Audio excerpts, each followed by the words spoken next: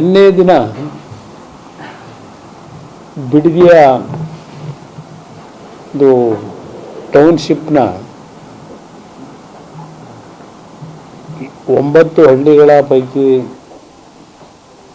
3 ಹಳ್ಳಿಗಳಿಗೆ final notification ಏನು ಮಾಡಿದರು. ಆ ಒಂದು 3 ಹಳ್ಳಿಗಳಿಗೆ ಒಂದಾಗಿರ್ತಕ್ಕಂಥ ಮಂಡಳ್ಳಿ ಅಂತಕ್ಕಂಥ ಗ್ರಾಮ, ಅಲ್ಲಿ ನಿನ್ನೆ ದಿನ ಸರ್ಕಾರದ ವತಿಯಿಂದ ಸರ್ವೆ ಮಾಡಲಿಕ್ಕೆ ಹೋದಂತಹ ಸಂದರ್ಭದಲ್ಲಿ ಕೆಲವು ಅಹಿತಕರ ಘಟನೆಗಳು ನಡೆದಿದೆ. ನನಗೆ ಆ ವಿಷಯ ಗೊತ್ತಾದ ತಕ್ಷಣವೇ ಪಶ್ಚಿಮ ಬಂಗಾಳದಲ್ಲೇನಿದ್ದೆ ಅಲ್ಲಿಂದನೇ ಯಾವೊಂದು ಶಾಂತಿಯುತ ಹೋರಾಟ ಮಾಡ್ತಾ ಇದ್ದಂಥ ರೈತರು ಅಲ್ಲಿ ಬಂದಂಥ ಸರ್ಕಾರಿ ಸರ್ವೇಯರ್ಗಳ ಮೇಲೆ, ಸರ್ಕಾರಿ ಸರ್ವೇಯರು ಖಾಸಗಿ ಸರ್ವೇಯರು ಗೊತ್ತಿಲ್ಲ, ಯಾಕೆಂದರೆ ಸರ್ಕಾರಿ ಸರ್ವೇಯರ್ಗಳು ರಾಜ್ಯದಲ್ಲಿ ಭಾಳ ಕೊರತೆ ಇದೆ. ಆ ಸನ್ನಿವೇಶದಲ್ಲಿ ಆದಂಥ ಘಟನೆಗೆ 2 FIRಗಳನ್ನು ಹಾಕಿದ್ದಾರೆ. ಒಂದು ಮುರಳಿ ಅಂತಕ್ಕಂಥ ಒಬ್ಬ ಇನ್ಸ್ಪೆಕ್ಟರ್ ಕಡೆಯಿಂದ ಒಂದು ಕಂಪ್ಲೇಂಟ್ ತಗೊಂಡಿದ್ದಾರೆ. ಅವನು ಕಂಪ್ಲೇಂಟ್ನಲ್ಲಿ ಯಾರ ಹೆಸರುಗಳನ್ನ ಹೇಳಿಲ್ಲ. ಮುರಳಿಗೂ ಹಾಕಿರತಕ್ಕಂಥ FIRನಲ್ಲಿ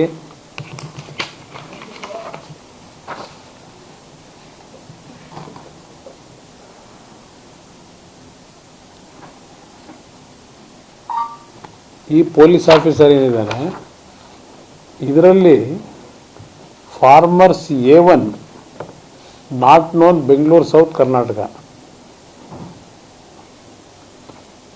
ಕಾಮನ್ ಮ್ಯಾನ್ ಅಂತ ಹೇಳ್ಬಿಟ್ಟ ಇನ್ಸ್ಪೆಕ್ಟ್ರು A1. ನಂತರ ಇನ್ನೊಂದು ಕೇಸು, ಯಾರೋ ಒಂದು ಡ್ರೈವರ್ ಕೆಲಸ ಮಾಡ್ತಾ ಇದ್ದೆ ಅಂತ ಒಬ್ಬ ಹಾಕಿದ್ದಾರೆ, ಮೊಹಮ್ಮದ್ ಸಮೀರ್ ಅಂತ ಹೇಳಿ. ಅವನು ವಾಸ ಇರತಕ್ಕಂಥದ್ದು ರಾಮನಗರದಲ್ಲಿ, ಅವನ ಅಡ್ರೆಸ್ ಕೊಟ್ಟಿರೋದು ಕಂಪ್ಲೇಂಟಲ್ಲಿ.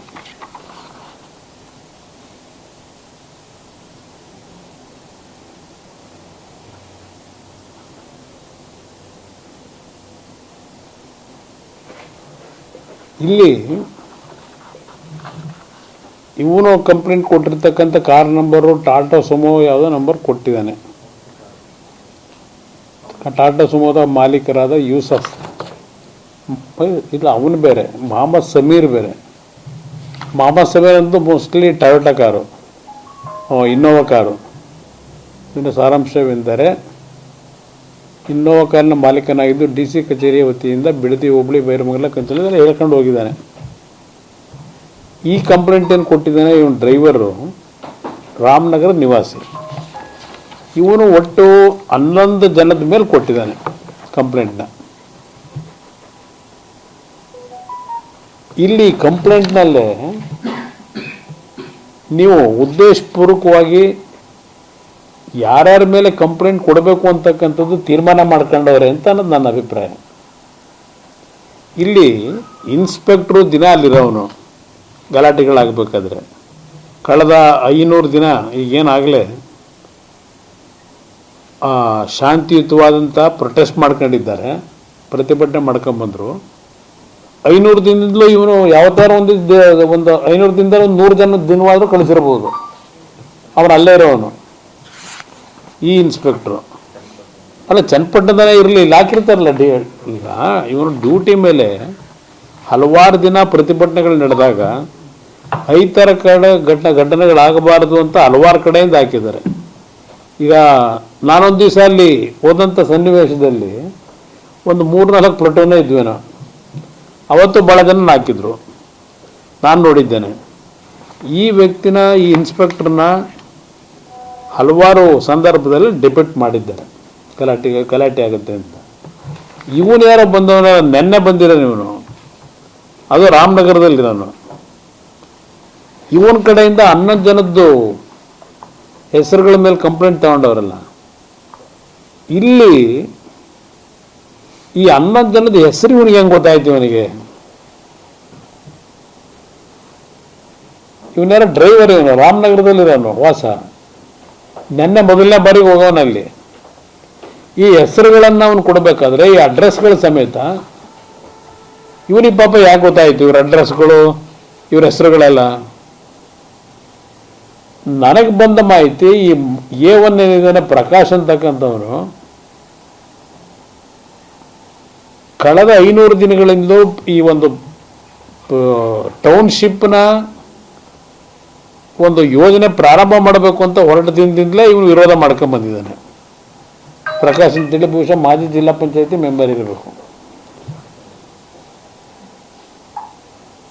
ಇವನು A1 ಯಾಕೆ ಮಾಡಿದ್ರು? ಇವನು ಎಲ್ಲಿದ್ದ ಆ ಟೈಮ್ನಲ್ಲಿ? ನನಗಿರ್ತಕ್ಕಂಥ ಮಾಹಿತಿ, ಪೊಲೀಸ್ ಅಧಿಕಾರಿಗಳ ಜೊತೆಯಲ್ಲಿ ಚರ್ಚೆ ಮಾಡ್ತಾ ಇದ್ದಂಥ ಸನ್ನಿವೇಶದಲ್ಲಿ ಗಲಾಟೆ ಆಗಿದೆ. ಇವನು ಪೊಲೀಸರ ಜೊತೆಯಲ್ಲೇ ಇದ್ದಾನೆ ಸಮ್ಮುಖದಲ್ಲಿ. ಅಲ್ಲಿ ಗಲಾಟೆ ಆದಾಗ, ಯಾರೋ ಕಲ್ಲು ಹೊಡೆದಾಗ, ಇಲ್ಲ ಪರ್ಕೆನಲ್ಲಿ ಹೊಡಿತಕ್ಕಂಥ ಒಂದು ದಾಳಿ ಮಾಡಿದಾಗ ಇವನು ಪೊಲೀಸರ ಜೊತೆಯಲ್ಲೇ ಇದ್ದಾನೆ ನಾಗರಾಜು. ಅಂದರೆ ಇವನನ್ನು ಇವತ್ತು A1 ಮಾಡಿದ್ದ ಉದ್ದೇಶವೇ, ಇವನೇನೋ ಮೊದಲಿಂದನೂ ಈ ಪ್ರತಿಭಟನಾಕಾರರಿಗೆ ಸ್ವಲ್ಪ ಆತ್ಮಸ್ಥೈರ್ಯ ತುಂಬ್ಕೊಂಡು ಕೆಲಸ ಮಾಡ್ಕೊಂಬಂದ, ಲೀಡರ್ಶಿಪ್ ತಗೊಂಡ, ಭೂಮಿ ಕೊಡಲ್ಲ ಅಂತ ಹೇಳಿ ಅದರ ಮೇಲೆ ಇವನ್ನ A1 ಮಾಡಿ ಎದುರಿಸ್ತಕ್ಕಂಥದ್ದಕ್ಕೆ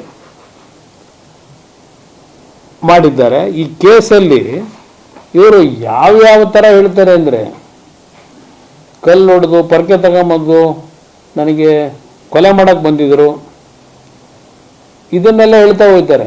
ಜೀವ ಸಹಿತ ಬಿಡೋದಿಲ್ಲ ಅಂತ ಕೂಗಿದ್ರು. ಇವನು ಡ್ರೈವರು, ಇವನಿಗೆ ಹೆಂಗೆ ಜೀವ ಸಹಿತ ಬಿಡೋದಿಲ್ಲ ಅಂತ ಹೇಳ್ತಾರೆ?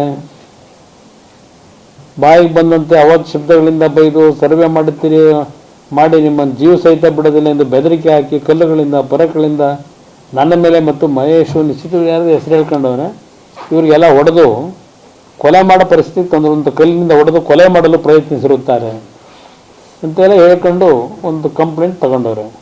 ಕೊಲೆ ಮಾಡುವ ಉದ್ದೇಶ ಇಟ್ಟುಕೊಂಡು ನಮ್ಮಗಳ ಮೇಲೆ ಹಲ್ಲೆ ಮಾಡಿ ಕೊಲೆ ಮಾಡಲು ಪ್ರಯತ್ನ ಪಟ್ಟಿರುತ್ತಾರೆ ಹಾಗೂ ಸರ್ವೆ ಕಾರ್ಯಕ್ಕೆ ಅಡ್ಡಿಯುಂಟು ಮಾಡಿ ಸರ್ವೆ ಕಾರ್ಯಕ್ಕೆ ಬಂದೋಬಸ್ತಿಂದ ಪೊಲೀಸರಿಗೆ ಕರ್ತವ್ಯ ಅಡ್ಡಿಯನ್ನುಂಟು ಮಾಡಿ ಅಪರಾಧವೆಸಗಿರುತ್ತಾ ಇದ್ದಾರೆ. ಇವನು ಕಂಪ್ಲೇಂಟ್ ಕೊಡೋದು ಡ್ರೈವರು. ಪೊಲೀಸ್ನರ ಕೈಲಿ ಈಗ ಅವ್ರನ್ನೇ ಕೊಲೆ ಮಾಡೋಕೆ ಹೊರಟರು ಅಂತೇಳಿ ಇವನ ಕೈಲೊಂದು ಕಂಪ್ಲೇಂಟ್ ತಗೋತಾರೆ. ಇದರ ಉದ್ದೇಶಗಳೇನು? ಇಲ್ಲಿ ಇವನು ಅದೇ ಹೇಳ್ತಾನೆ, ನಾನು ಕೊಲೆ ಮಾಡಿಬಿಡೋರು, ಇವನು ಅದನ್ನೇ ಹೇಳ್ಕೊಂಡು ಹೋಗ್ತಾನೆ, ಕಲ್ಲು ಹಿಡಿದುಕೊಂಡು ಬಂದು ಇದೆಲ್ಲ ಹೇಳ್ಕೊಂಡು ಹೋಗೋನೆ. ಇಬ್ಬರದು ಒಂದೇ ಥರ ಇದೆ ಕಂಪ್ಲೇಂಟು, ಕಾಪಿ ಪೇಸ್ಟ್ ಇರ್ಬೋದು, ಕೂತ್ಕೊಂಡು ಅವ್ರುಗಳೇ ಬರ್ಸ್ಕೊಂಡವ್ರೆ.